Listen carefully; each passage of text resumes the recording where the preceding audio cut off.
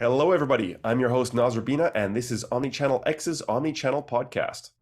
Omnichannel X is brought to you by Urbina Consulting. Omnichannel X is our international learning portal where we host the thought leaders and case studies we think will be most helpful for content-rich organizations trying to build better relationships across all touchpoints. Now, enjoy the show. Hello, everybody. This is Urbina, your host of the Omnichannel X podcast, brought to you by Urbina Consulting. I have with me today Scott Kubie, who is a well-known name in the content strategy community, has been working for brands like Brain Traffic. He's been a content strategist at MailChimp and Wolfram Alpha. And if you're a nerd like me, that is the one that makes you most giddy. We had a great conversation lined up for you. We're going to talk about content ecosystem mapping, which is Scott's sort of concept for the mapping out the concepts and entities and channels before you get into all the other stuff that we usually talk about domain modeling and content modeling and journey mapping and so on. Really setting your eventual modeling efforts on the right track by mapping out the people and the channels and the process and the responsibilities, a little bit like a visual of your content operations, so that before you do anything else, you really kind of figure out who to talk to, how things are going to come together, and build your strategy in the right way. It's a very nice way of describing good discovery work, and I like the way that Scott's going to put that together for you. And then we get into the crossovers and collaborations between designers and content-oriented people. Like Scott has written a book, Writers for Designers, Writing for Designers, and we're talking about content designers and UX writers, and there's all these kind of crossovers in this market. So we talked a little bit about that and how you keep a good relationship between really content-oriented people and people who might be dipping their feet in content, and how do you keep them to a model, stuff like that. So I hope you enjoy the discussion, and I'll see you next time. I'm here today with Scott Kubie. I'm delighted to finally have him on the podcast. We've known each other for many, many years, and this is going to be an interesting one, I am sure. So Scott, you want to tell the audience a little bit about yourself, your background? What do you do? Yeah, sure. Happy to be here. So I do a lot of things sort of at the right where writing and design meet. I've long described myself on my website as a designer who writes. Sometimes I am a content strategist who is practicing information architecture, or an IA who's doing content strategy or something therein. But a lot of my work over a decade plus now has been content strategy consulting. So working with big enterprise organizations to sort of set strategy, align digital strategy with business goals more broadly. And I've also done a lot of work that is sort of helping people who maybe feel like they wear one kind of hat or fit into one kind of track in an organization. So maybe they think of themselves as a designer, or they think of themselves as a writer, or they think of themselves as a content strategist. I like to do things to help people see that those lanes aren't exclusive, and that those toolboxes aren't padlocked, so to speak, right? You can borrow tools from design world. You can borrow tools from writing and editorial land, and use them in your day-to-day work. So that's what gets me excited. Awesome. That's on my mind a lot these days. Yeah. It's especially with AI, which we'll have to ask you about at some point, or else I get kicked off podcasting circuit. Sure. Mm-hmm. Right. Yeah. So, but I have you here using the term content ecosystem mapping. Can you tell me a little bit about it? I'm very interested because it sounds like some other stuff we do in different spaces, but under a different name. So I want to see the overlap, interconnections, and such. Yeah, it's funny, because sometimes when I'm teaching, and I'll explain what it is in a moment, but sometimes when I'm explaining what content ecosystem mapping is, the whole thing feels very new to people, and so that's sort of formative for them, and that's how they start to think about it. Other folks that I work with, depending on their background and experience, they're sitting there for a while and they're like, wait a minute, isn't this domain modeling, or isn't this object-oriented UX, or isn't this just concept models? Depending on how you use it, yeah, I would say the answer is yes. So for folks with more of a UX design background, the way I would tend to describe it is that a content ecosystem map is a conceptual model. It's a concept model. So you're diagramming ideas, topics, nouns. but you're sort of doing it from the perspective of a very content strategy or digital strategy minded question, such as the most common one for me is like, what is the shape of our content ecosystem? And I like to do that. And I think the technique has proved popular and valuable for a lot of organizations over the years because it puts a different spin on it and it gets us away from sitemaps and it gets us away from thinking first about the website. If you ask people what the shape of their website is, that's a very different conversation than what is the shape of our content ecosystem. And people forget in the spirit of the, I'm seeing omni-channel X right over your head there, Naz, in the video, like in the spirit of being omni-channel, there are a lot of channels that organizations don't even necessarily own or control that are really relevant to their content ecosystem, like search engine result pages for major search engines. So thinking about the shape of the ecosystem, actors in that system, that's where we kind of get the ecosystem mindset a little bit now. So it begs and borrows and steals from some of those things. I've done some that look very workflow diagrammy. I've done some that end up looking very much like a domain model, or even just kind of an ontological model of something. But for me, ultimately, it's about the process that we take the organizations through. I can crumple the map up and throw it away at the end, as long as we got to have really good conversations about your content reality. Yeah, so there's the quote that's been bouncing around in this whole series has about designing content for headless and omnichannel and personalization has been content models are the friends you met along the way.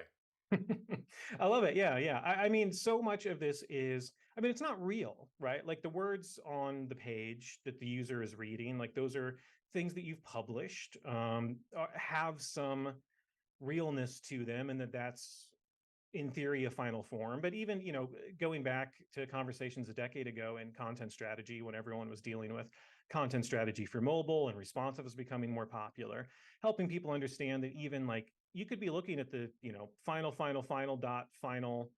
v7 PDF comps, whatever, that's still not reality, just in the way that a content model I'm fond of, in one of my talks on ecosystem mapping, a lot of people know the quote, the map is not the territory, right? Which interestingly is kind of half of the quote. So if you carry it all the way out, and I'm going to butcher it a little bit here from memory, but the full quote is something along the lines of the map is not the territory, but if it accurately describes the territory, it will prove useful. Yeah. So it's sort of like, yeah, it's not the thing, but it's a description of the thing. And boy, isn't it nice to have a description of the thing before we, to extend the metaphor a little bit, like before we plan some sort of journey or try and do something based on this map. Yeah, absolutely. I got to credit that quote to Jeff Eaton, by the way. That's not mine. Love it. Lovely man, lovely man. Right. So it's what I think to kind of put ecosystem mapping the way that you do it in its place. You mentioned putting stakeholders or people on it. So is that like roles, particular? Yeah, typically I like to do roles. And so like, one example could be, is a lot of what I do is disambiguation work. I think a lot of people in this field are doing some form of disambiguation. And that is like, I feel like that's my superpower, is to help a room full of people see that the thing is not the thing, right? The company is not the website is not the website. The website is made of multiple things. The homepage is not just a page, it's actually through the technology and the ways to engineer, there's actually 18 channels coming together to form what we think of as one web page, for instance.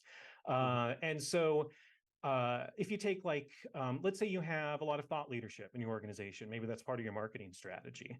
So you're going to have a role that is a CEO or a VP or a CTO potentially. So that's a role that could impact your content operations, conceivably.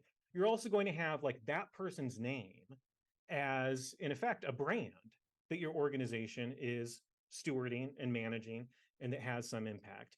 You might have a channel that is, letters, right?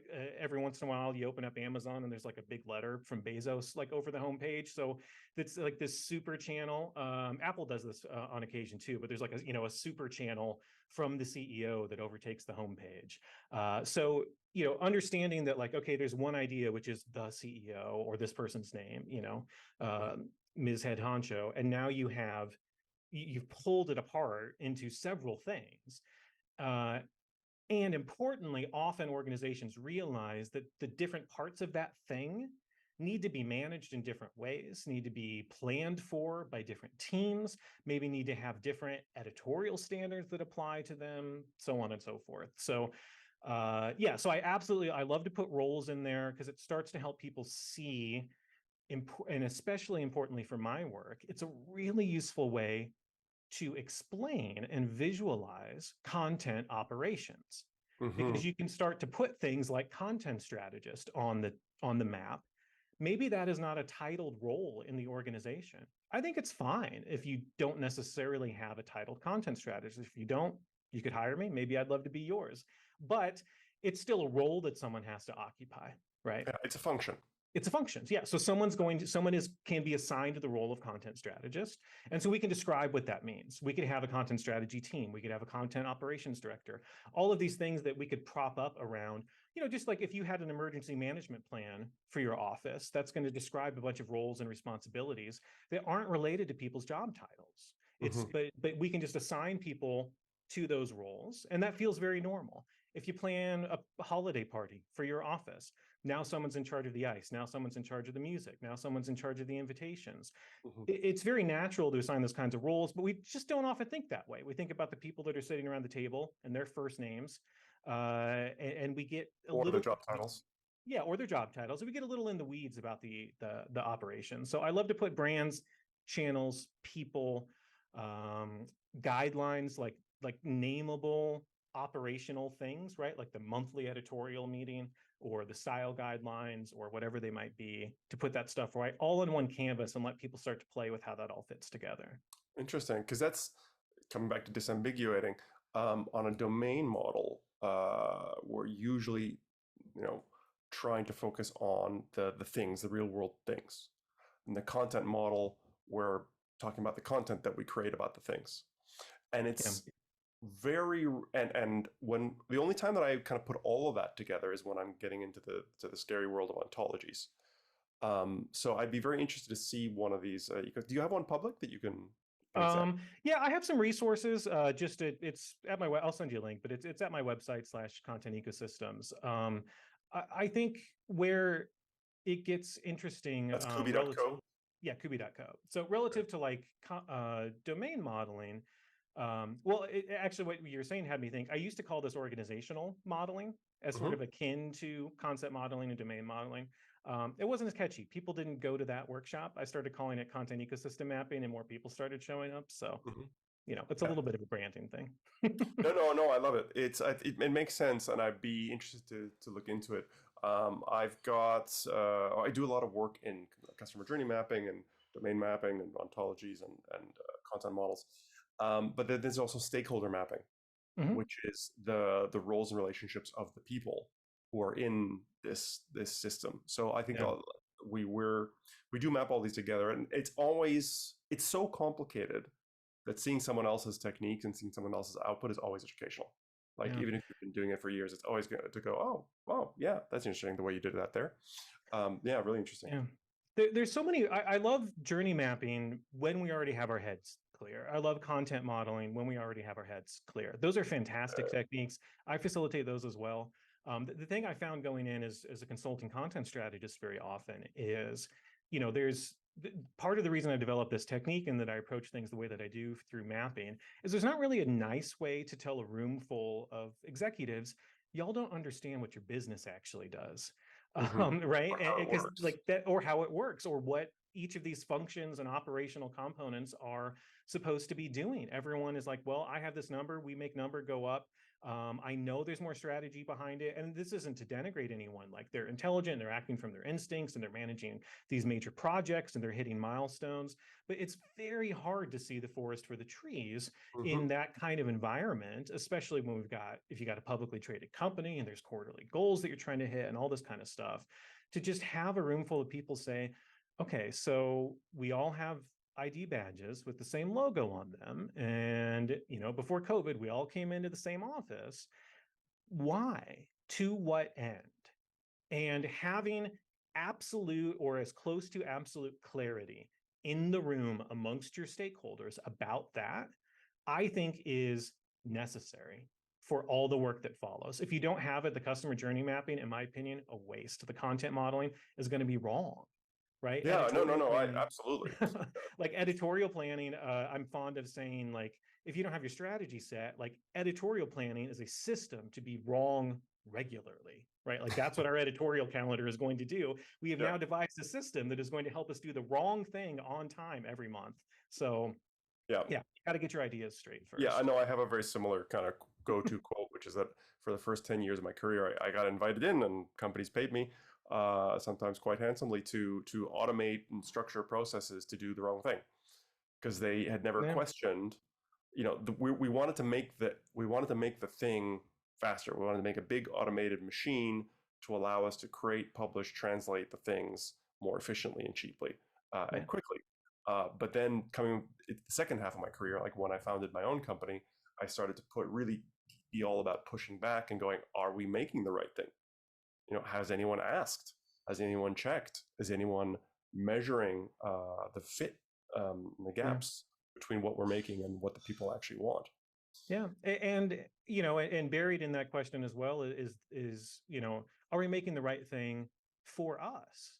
You can make a thing that people love. You can make a thing that gets traffic, that maybe even generates a certain percentage of leads. But when you can make room to have those higher level conversations, there are opportunities to I sort of think about it as like there's that famous Eames Studio Powers of 10 videos, like an educational film from, I want to say, the 70s maybe, but it starts really zoomed in on like atoms, and then we come out to germs, and then it goes out and so pulling way out to be able to say, and what's so crazy about the mapping to me, or so wonderful about it, is if you were to just in conversation say, well, what happens if we don't have what if these topics aren't part of our content marketing program anymore? Like in conversation, that's an immediate defensive reaction that someone is going to have of like, oh, well, but that drives this and that's connected to this. But if you have it all laid out, you can sort of see, right? If I'm looking at a chair with 6 legs, and I say, well, what if we take this one leg off? Everyone can see like, well, that chair is probably still going to stand. And then you can say, well, what if we take this leg off too? And they're going to say, well, then actually we'd be down to a normal 4-legged chair. Why don't we just do that? And I say, yeah, you all are so smart. What a wonderful idea. Why don't we just do that? And they sort of knew it all along, and you knew it coming into the room from the background research that you did. You have to have, I mean, it's a MacGuffin of sorts. A lot of the mapping work that I do is like what, so it's a film studies thing. So like in Maltese Falcon, the film noir classic, like the statue is a MacGuffin. It's just like a thing to move the plot along. Or like in if anyone's watching us has been watching Ahsoka, there's a map. And did it have to be a map? No, it could have been the Death Star plans to a certain extent, or a MacGuffin. It's like, what's everyone focusing on that just helps us tell stories along the way. So the map is this thing that we all focus on that helps us tell stories about why our organizations exist, why our websites exist, why the different programs exist, why this team runs this and not that team. And it's in particular, what I really like about it is that some of the more introverted or quiet, or maybe just honestly like demoralized people on the teams feel like they have a little more freedom to speak to the map, which is an abstraction of the organization, but it's not as scary, and it doesn't make you seem as like confrontational of a person to say, well, why does this connect to this and not to this? As opposed to, why do you do the things that way? Yeah, why do you do things this way? Or why do you report to this team and not to that team? And now it's like, well, who are you to ask? Blah, blah, blah. But hey, we're just having fun. We're just mapping here.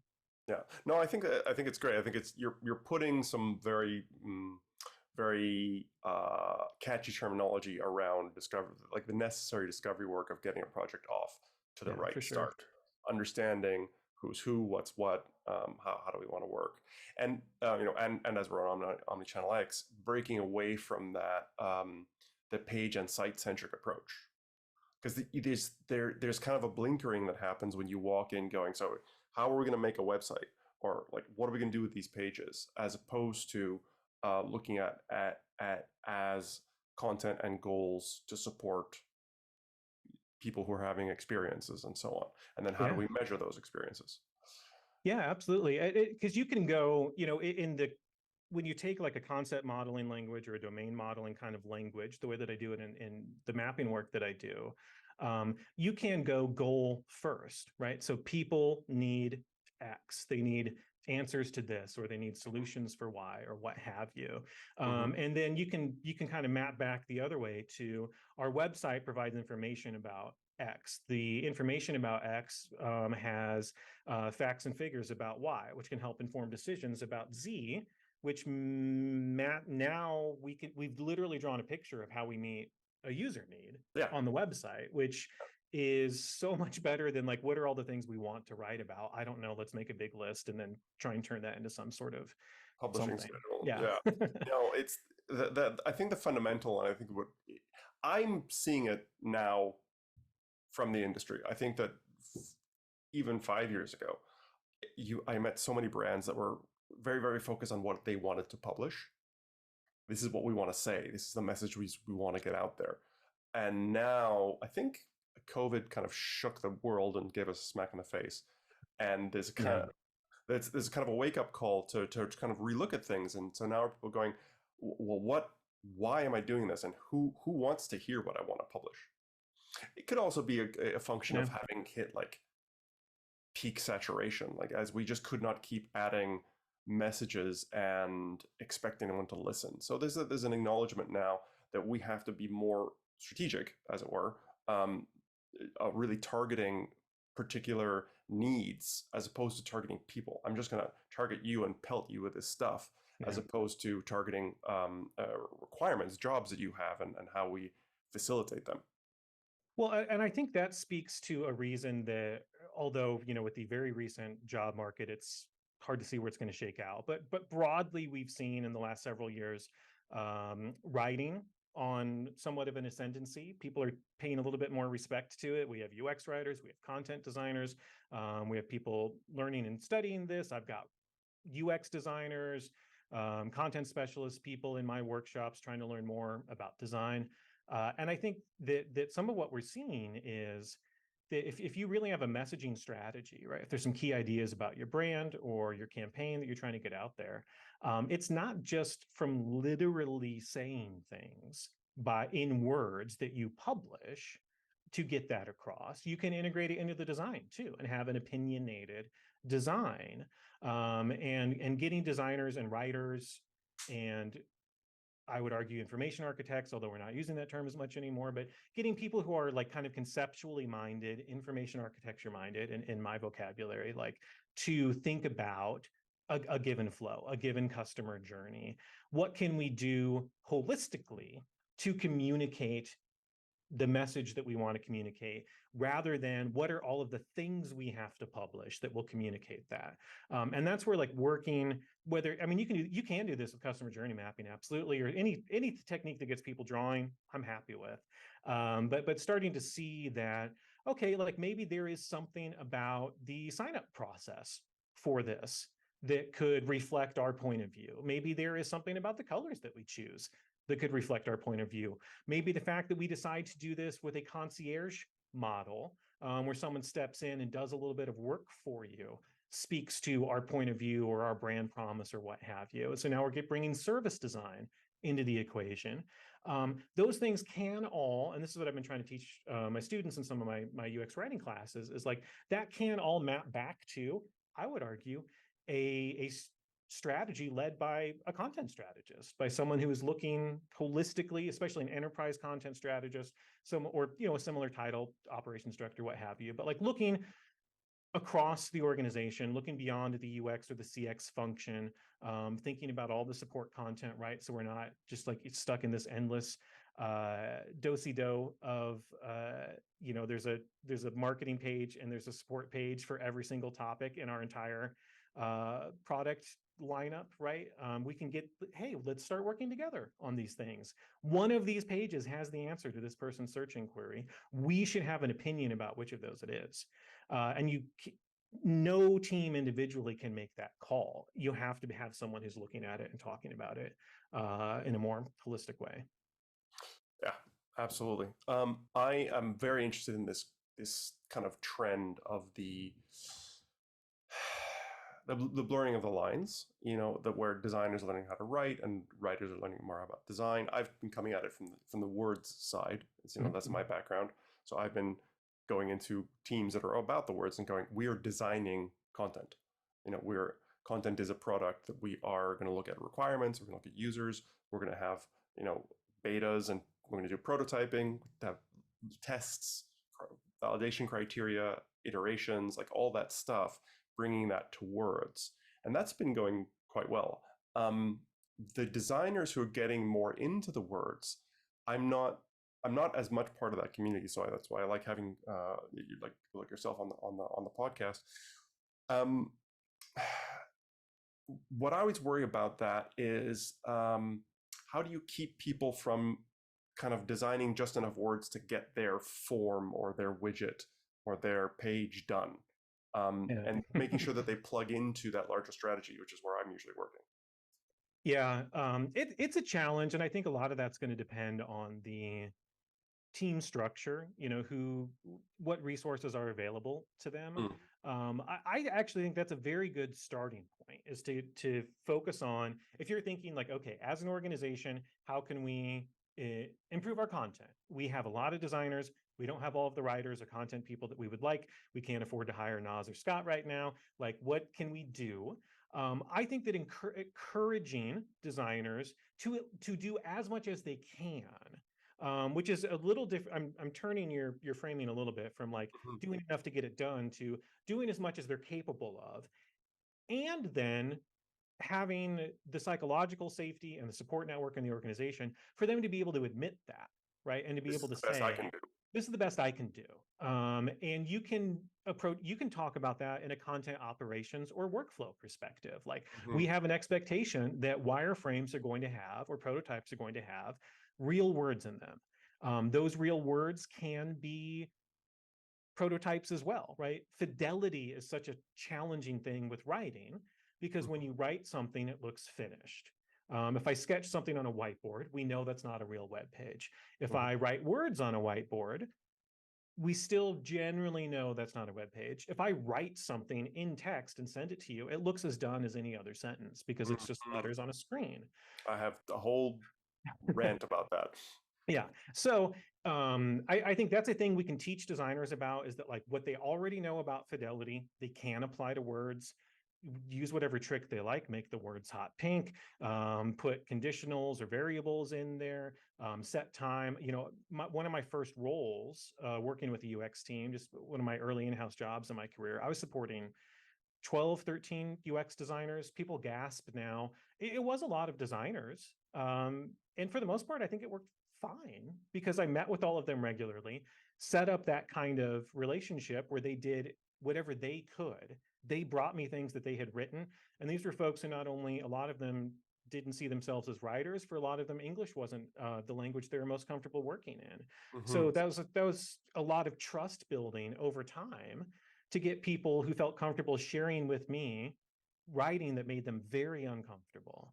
And I think when they saw the results of them bringing something in, if nothing else, it cut down all of the annoying questions I had to ask them about, who is this for, and what are we trying to do, and what does this button do, and what's going to happen when they click the box, and if they check if they check this before they complete, like, once they see that it's 20 questions every time, they're like, okay, I'm just going to write out everything that this design does, and then I'm going to get help from someone. So yeah, I think embracing fidelity, embracing versions and iteration on text.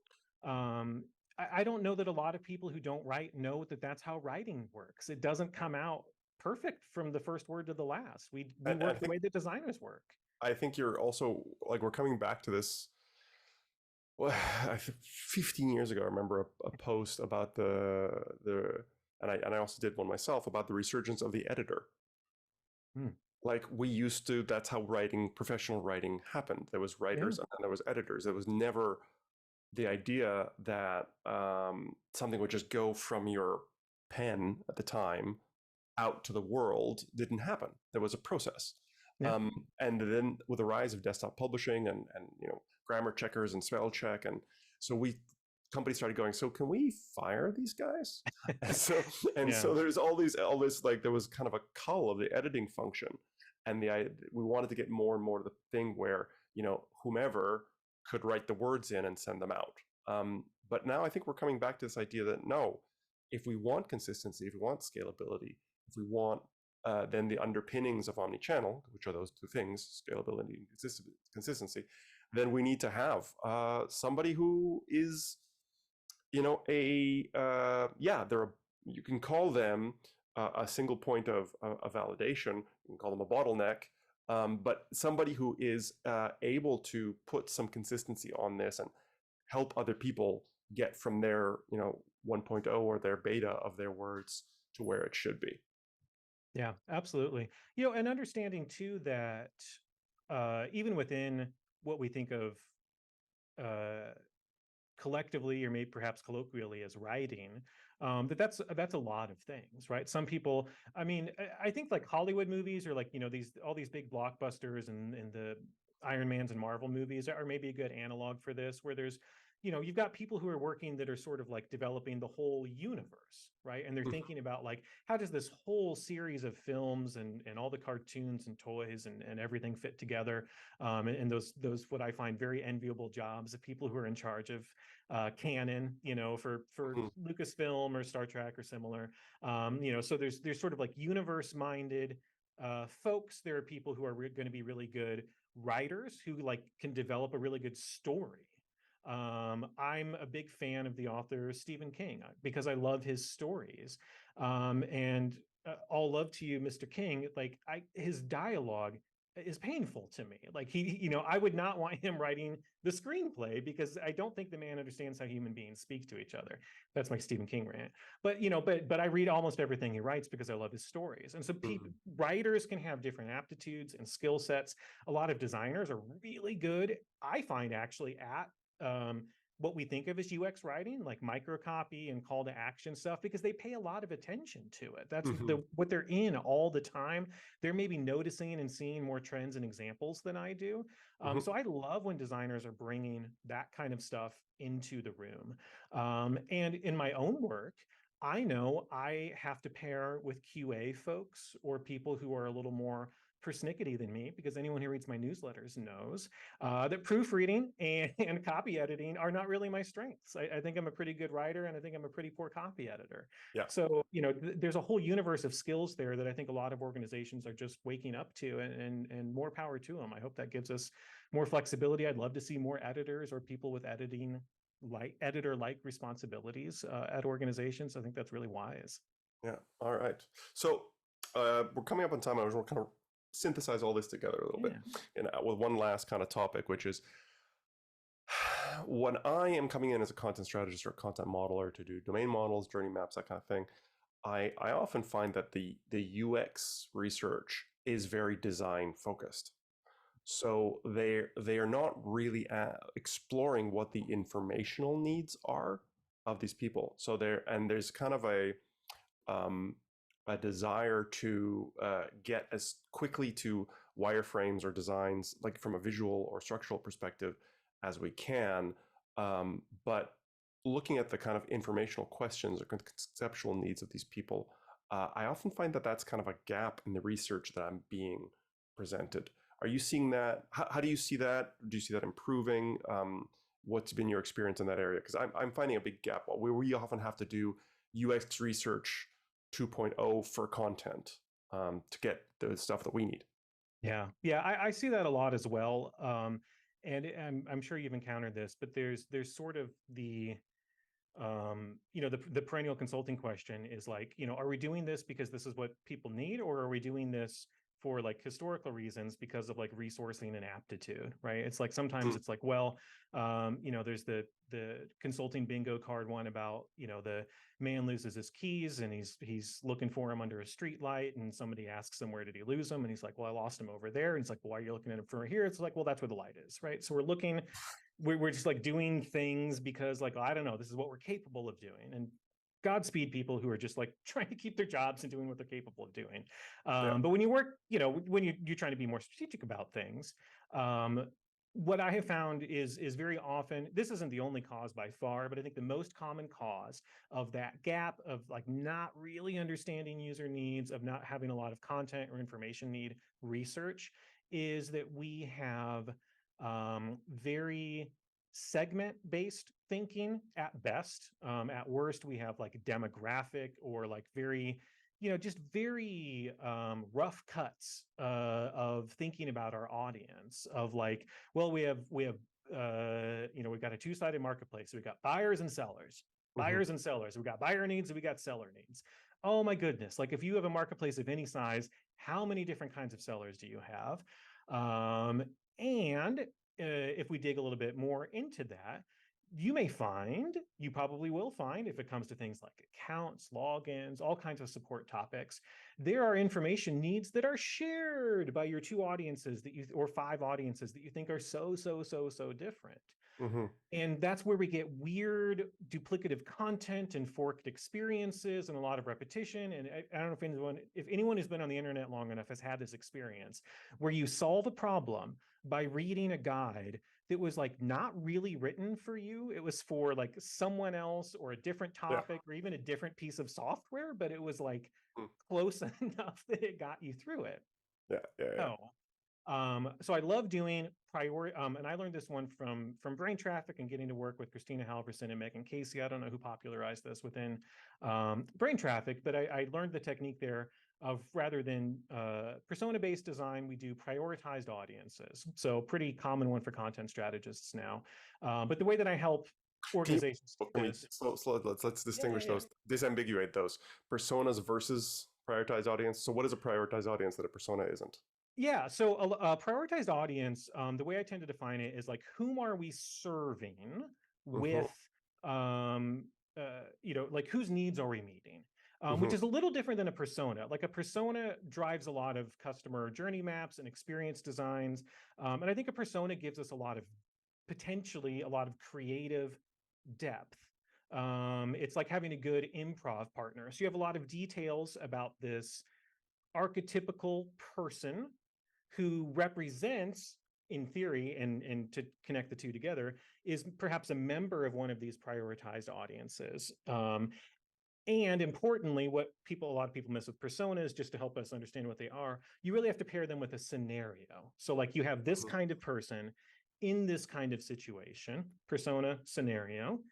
Now we can design for that person in this situation. So Mm-hmm. it's a lensing tool. Yeah. I look at prioritized audiences. We're up several more levels, which is sort of like, for this channel, usually it's at the channel level, and the channel could be a big one. It could be the main.com.org.edu website. Who is the primary audience for this channel? Who are some secondary audiences that we absolutely need to support? So like operationally, it's like, what's our charge? What's our mission? We have to support these people. We are prioritizing them. We're definitely supporting these people. And these tertiary audiences, in the framework that I use, are people whom we're not prioritizing, but whose information needs we also have to meet. So that could be media, journalists, investors, regulators, anybody that you're not like, whatever.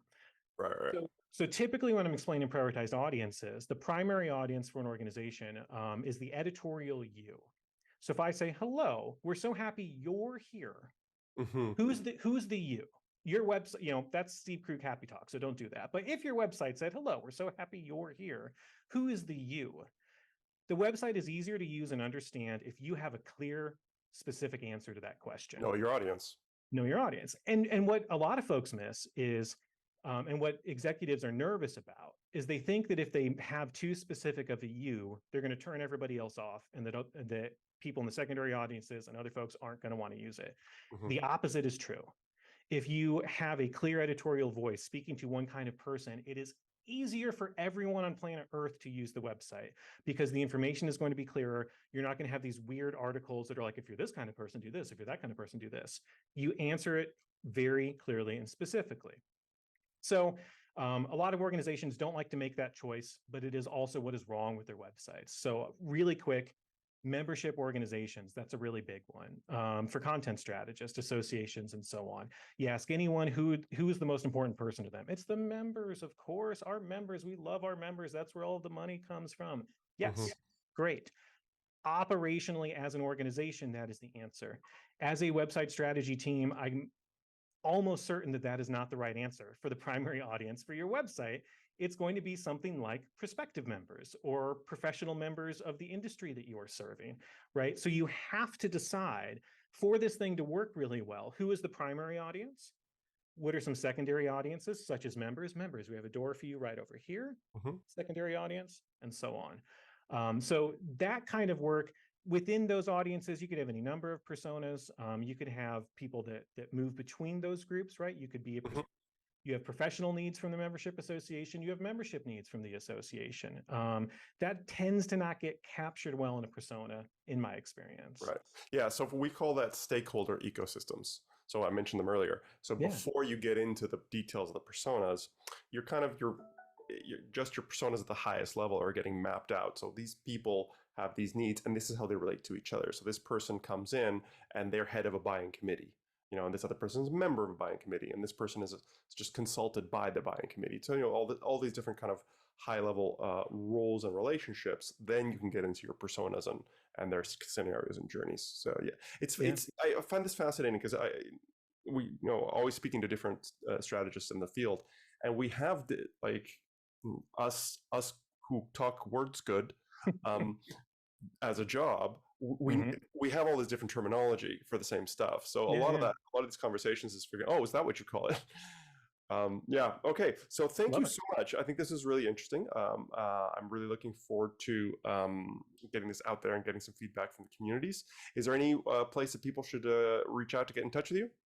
Yes, I have a website that is kubie.co, kubie.co.